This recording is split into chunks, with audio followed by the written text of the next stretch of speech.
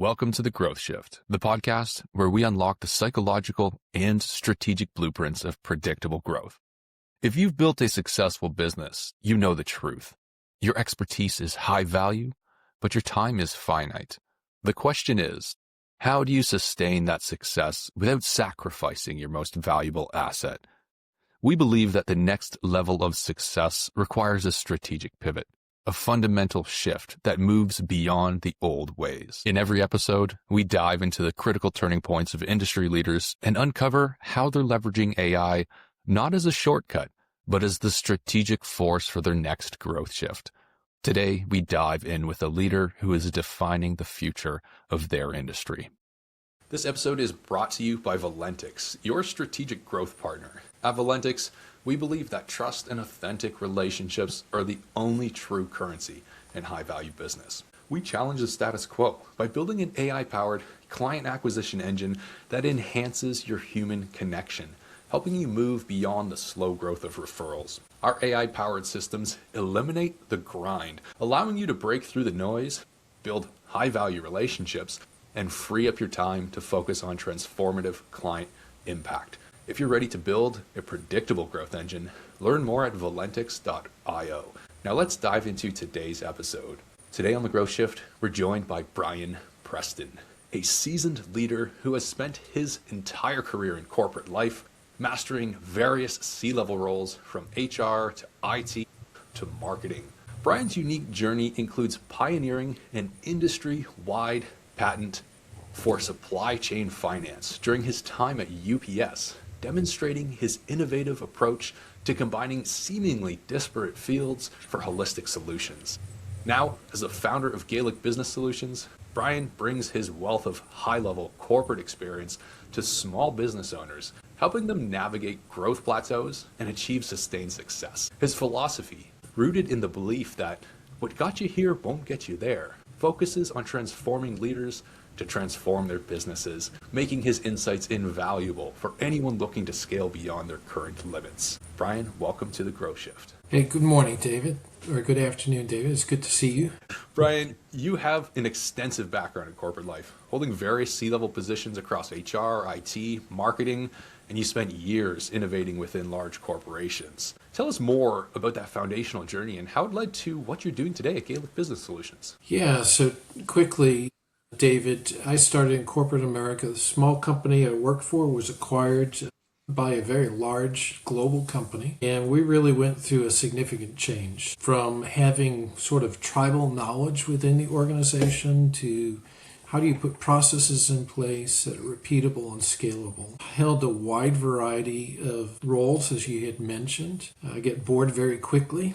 I've been put in situations where there have been real problems and trying to figure out how to fix them. So you mentioned three of those different areas, but in addition, I've run businesses, I've bought and sold businesses. I've done a number of different things. But really the key to each one is to figure out who are those right people you can trust, who have expertise that I will never have, but help them create a vision for the organization. And then in that, clear the deck so the people who know what they're doing can do it and not get interrupted by other distractions. In large companies, distractions are a very real thing, and most of them are from inside, not outside. So really running interference when necessary and also learning when to build networks that will be beneficial for everyone. Bryan, you mentioned early in your career you're working for a smaller company that was acquired by a large global corporation. And you had to then go through a learning curve, implementing processes and all of these things as well. That must have been a monumental shift in operations and performance and expectations. And I imagine that really profoundly shaped your corporate career, just what you learned through that time and what you had to put yourself through. Tell us a little bit more about that specific experience and what do you think were the most important lessons you learned in that environment? Yeah, so to your point, David, there were significant changes. They're still with me to this day in terms of the things that I learned. We want people to be at the center of everything, but there has to be this repeatable, scalable approach to business that allows 80% of what you do to be done in a very routine manner, and then involve people in decision making in about 20% of the cases, regardless of the area of the business. So we spent about 2 years revamping all of our processes across the organization. We reduced the number of offices we had from 20 something across the US to 4. So we reduced staff at the same time because we had become so inefficient in the way we did things. And it's one thing to be inefficient, but when it starts to affect your customer experience, that is really a problem. And we were experiencing that. So we really took a look at it from a customer perspective first, share owner perspective, and then of course the employees. The basic thought that I have is if you have happy employees, they'll make happy customers who will make happy share owners. And it's a key thing that I learned during that time. Yeah, it sounds like that understanding of customer happiness, which of course speaks for itself, is a really great lesson you learned. But surely along your journey, there were some really profound moments of pivots and lessons. But what has been that most memorable growth shift moment that really transformed how it is that you think about business, which shaped Gaelic Business Solutions to what it is today? Yeah, so probably mid to late career, I was in a situation where I was brought into an organization. I was in IT. The CIO left. I was promoted short term into the role. I told the organization I did not want it long term. Had been a CIO in a smaller organization and knew what it meant. And frankly, I didn't have the technical expertise to ensure we didn't take on some risks we shouldn't. But during that time, I really realized that what makes everything different is the people. And your ability to manage people, or really lead them, is critical to the success of the business. And I had always had very good reviews from the people that worked for me. But it really started to dawn on me, if I can replicate this beyond just the small groups that I lead and do it across the organization, we'll make much greater strides. At the same time I was thinking about this, the CHRO approached me and asked me to start a talent management function, which included recruiting, employee development, leadership development, and a host of other things. So looking at that, I thought, well, leadership development, businesses are a reflection of the leaders. If I could make some positive changes in that leadership, employees would experience that, and eventually our customers. So that really was a pivotal point for me. Now, the pivot and the shift from tech and information into human resources isn't a typical one you hear about, but it seems like it was pretty intuitive for you. Yeah, so having run a number of different types of groups and organizations in manufacturing, technology, financial services, and of course supply chain, where you work is not as important as the people that work there. And you can have the best machines, you can have the best processes, but if you don't have the right people, you'll never succeed. So I always had that philosophy, and it was becoming more mature in my mind at the point I was in IT. So this philosophy was solidified in greater depth, and this is pretty well the core philosophy of what you're doing with your company today. Can you tell us a little bit more about what it is you're actually doing at Gaelic Business Solutions, who you work with, and how you help them achieve success with a client and a human-focused approach? Yeah, so customers I deal with generally have between $2 and $25 million a year in sales. They've gotten over the hump of, they look at my services as an investment rather than an expense. They've had some success, and they're trying to figure out how do they get to the next level. And most of the time in those businesses, it's small, medium-sized businesses with maybe one owner or a couple of owners. And those businesses are a reflection of the leaders that run it. So the smaller it is, the more that's accentuated. The larger it is, a little bit less, but it's still the case. So I do two things. I help them with the business side of things, helping them figure out what needs to change. But the reality is the leadership is the first thing that needs to change. So we talk about what's going on in the business, how that's affecting them outside of the business, and how what's going on outside of the business is being brought into the business. And we really work through that to create some priorities for them, because if you look at a business in aggregate, if nobody is changing, the business can't move. And the ability to change for an organization to meet future needs is based on the aggregation of individuals moving, sometimes imperceptibly, but they're growing. If they stop growing or a significant portion of the company stops growing, the company will not meet the future needs of its customers. The second thing is leaders are disproportionately influential in companies. So if they're not moving ahead, it's stagnating the organization. So really it's a focus primarily on leadership. Certainly the business issues are critical in helping them think through that, because a lot of times they don't know what they don't know. I tell people it may look like I've been run over once or twice, because I have, and I want to prevent you from falling into those same mistakes. So it sounds like you're not just coming in and helping businesses with their systems and processes and workflows, but you're actually coming in and almost on a coaching level with the executives as well to help them understand themselves, what's affecting them outside of the business that's impacting their business as well. Because with that trickle-down effect, or perhaps it's a cascading waterfall at times from leadership, if leadership is off, as you said, with a disproportionate impact that leaders have on the companies, then I imagine that could pretty quickly steer the ship wrong. Yeah, I'll give an example. I had a customer several years ago, and it was a small business, probably 12 employees, very successful, but I started hearing feedback from employees that things were not going well. So I found out the owner was the only one who did payroll. He did it on Friday mornings, and people were paid Friday afternoon.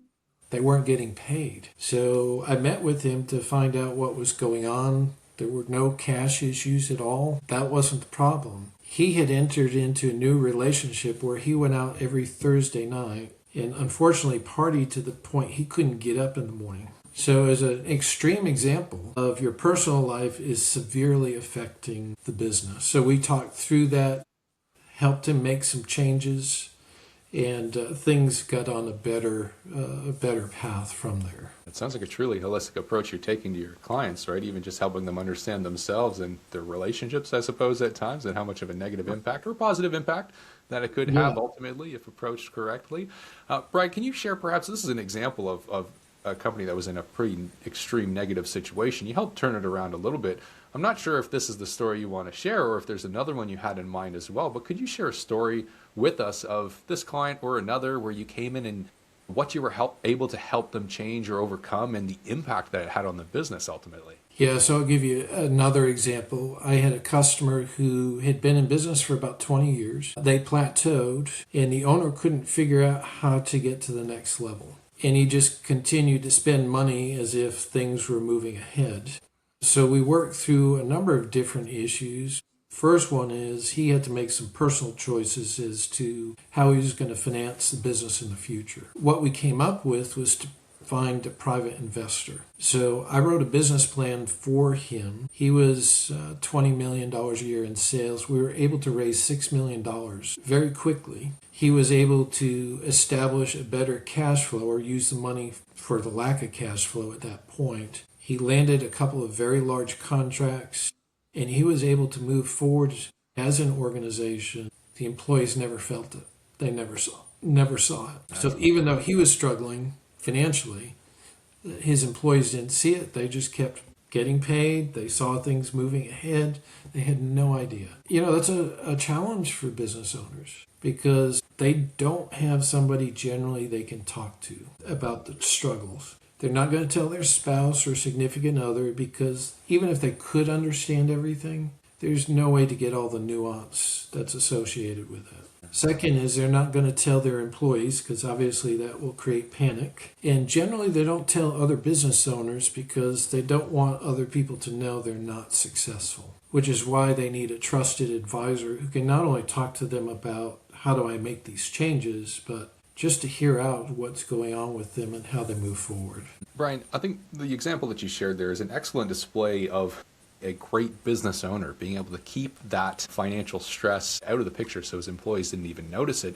You shared that you helped raise $6 million or you helped bring in an outside investor, and that additional cash flow or the cash reserve helped them move forwards. But other than the cash itself, what did you do or what did you help with inside the business so that it could get out of that current state of spinning its wheels and not really gaining traction? Yeah, so one of the challenges for any business owner is we can really just do what I'll call onesie twosie type business transactions. One of the significant changes we made was to have a steady stream of income that could be depended on. Certainly you're going to do the onesie twosies, but it's not your priority. You're really trying to create that steady flow of business over time. And part of the business plan that we wrote and implemented was, here are the key customers you need to focus on, and here's what you should expect, both in terms of sales and profits. So it created that steady stream rather than the peaks and valleys that they were dealing with. Speaking of, that ideal client or customer that you want to focus on, the ones that are really worth the most, a lot of consultants today are in that situation where it's peaks and troughs, boom and bust. Client acquisition has become more challenging than ever, especially for consultants, perhaps similar to yourself, where they help beyond just the expectations that people might have, right? Oh, you're not just a business consultant, but you're actually coming in and you're helping develop the executives as well. It can be really difficult to connect with prospective clients when they don't understand the true impact, the value, and the depth or the width of what you can provide. Right? So when it comes to such a challenging position that a lot of consultants face with client acquisition, Bryan, what are you finding the most success with today when it comes to precisely attracting and working with the right type of clients who can have such an impact with? Yeah, so David, this has been a struggle because everybody calls themselves a business consultant or a business coach, right? Yeah. And a lot of times they don't have either the experience or the know-how to help business owners get things done. So certainly I separate myself as to who I am based on the experiences that I've had. I do use referrals, but to your point, they're not consistent enough. So I've started automating some of the sales process. So through different campaigns, but a lot is focused right now on building AI sensitive and AI reactive leads. I'll give you another example. I have a friend of mine who owns his own business. We've been going back and forth on different things he's been focused on. He had a very pretty website and it was tied into SEO, search engine optimization, and he wasn't getting anything. He scaled down the optics of his website. All of the pretty pictures were gone, and he focused on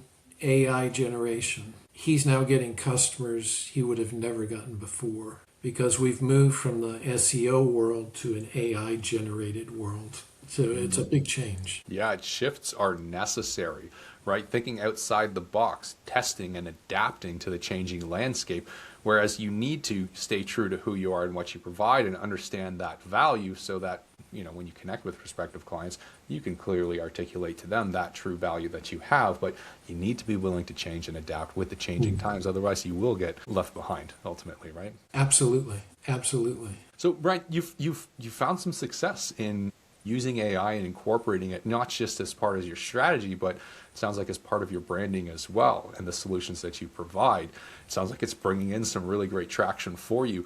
With that in mind and everything else in play, what do you think are the biggest challenges that you're facing, even with a newfound, let's say, lead source? Yeah, probably the biggest one is people have to learn how to trust, right? Relationships are key. And any good business owner is not going to hand over their keys to their business. Not they necessarily do that, but here are all the things that are going on. What can you do? That takes a lot of trust to be able to do that. So there is that challenge of working with people, assessing where they are, and them understanding what I can do for them. So there is a built-in time period where once we meet, it takes a little bit of time for them to get comfortable. So that is a challenge as well. Yeah, trust is harder to build than ever today. I mean, you can find success by using AI, leveraging it, incorporating it, branding yourself around it as well. But, with humans being so fundamental to business, of course, right, you need a way to effectively build trust with the people you're speaking with, and especially for consultants as you said, there's a lot of consultants out there today or people calling themselves such.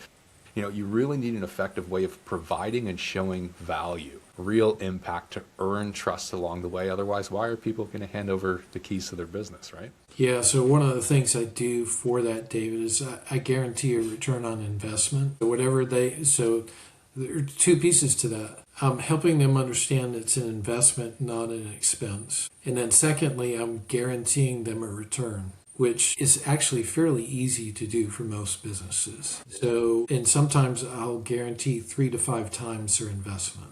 And again, people look at that and think, if I don't get it, he's going to give me my money back. Okay, let's do this. Yeah. Well, of course, and a word of advice for the audience who might want to start offering guarantees, you need to set parameters, generally performance parameters, to make sure that, if they're going to be trying to claim a guarantee, it needs to be very clear that the only reason the guarantee wasn't hit because of their outcome at the end of the day. Very good. Yeah, that's a key as well. There are some certain things the customer needs to do. They have to do. I can't get all the information. I can't make the changes in the organization. They have to do that, which is why I try and meet with them fairly regularly to keep them on track and see where things are going. Yes, excellent. Bryan, we're talking here growth and performance. We're talking about changing and adapting with the growing times. You've already mentioned AI a couple of times, with it being part of perhaps your branding and your growth strategy. Tell us a little bit more about where AI really starts to come into play and how you're thinking about it with growth in mind. Yeah, so probably I'm going to go from a negative first.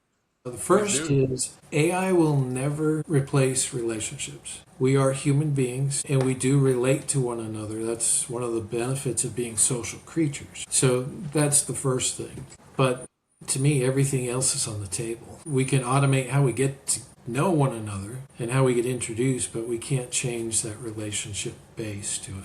So everything from, as we've talked about, generating leads or generating traffic to automating things that really should be automated, probably should have been automated before, but really don't add value. So what I look at is, what is customer differentiating value? What makes us different? And focusing on that. Everything else can be automated. And even that customer differentiation, you have to figure out how much you're going to automate that as well. So, Bryan, you're mentioning that you're exploring AI for automating the straightforward, low leverage tasks, freeing up time. Given your background in optimizing processes and the focus on high leverage activities, where specifically are you starting to incorporate AI and automation to enhance focus and put yourself in a position to deliver and focus on the higher leverage service? Yeah, so I'll give you one. When I do market share or market studies with my customers, it's AI generated stuff. It's what's going on in the megatrends in the world. Where do you play? What are the effects of those megatrends on your business? And where can you carve out a space based on your capabilities, or what I'll call your near capabilities? And with those, you start to come down to what your strategic goals are and what your priorities are. So from a customer perspective, one of the biggest challenges is they don't know where they play. They know what they do, but they don't really understand what's generating customers to do something different where they can take advantage of that. And with that analysis, finding those, what did you call them, near capabilities, right? I'm sure puts your customers in a position where they realize that maybe with a little bit of change, a little bit of new investment, they can get themselves to a new capability that they fit into perfectly to find that great product market fit. Yeah, that is it. They're not thinking that way. Most customers think what we talked about earlier. How can I automate processes? How can I take manual tasks? And those are important. But the bigger picture, how are we going to survive the next 5 to 10 years? AI is a great tool to help do that. So then, with this in mind, you're using it, of course, to allow yourself to enhance what it is you're doing with your clients. But where do you believe AI should stop to ensure that the focus remains on the client and the human relationships that ultimately drive success? Yeah, I do. As we've talked about, human relationships are critical. We could be tempted to get in a box and just stay in the box in terms of, I'm just going to do this and this and this, and there's no interpersonal interaction with anyone. Now, it's an extreme case, but I'll give you another. For instance, I have a customer. We were at a series of meetings. One of the leaders came in at the end of the meeting. I asked, how are things going? How did the meeting go? She said, I thought I was going to be fired. So it went really well. I didn't get fired. There was so much of a focus on how can we do things better, how we could use AI. They had lost that human interaction and relationship. So what ended up happening, they were in different places. The owner said, I can't get rid of her. Why would she think that? Well, if we're left to ourselves, we don't always think the best, right? In fact, if you leave me to myself, I'll give you an example. If my wife said, I'm just going to leave you to yourself, it's not that I don't think I could survive. I'm just wondering what's going on with our relationship, right? Yes. And in the same way, employees are the same way. And our customers are the same way. So we can automate all kinds of stuff, but we can't not meet them where they are.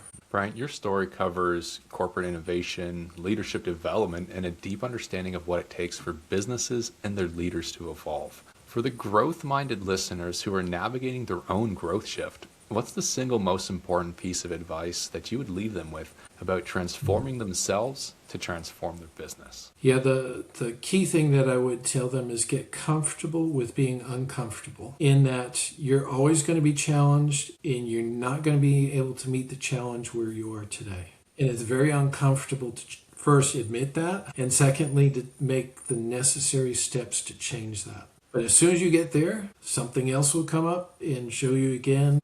You got to get uncomfortable again. So it's getting into that mindset that I just need to continue to grow. I don't know what that looks like for tomorrow, but I know what it looks like for today.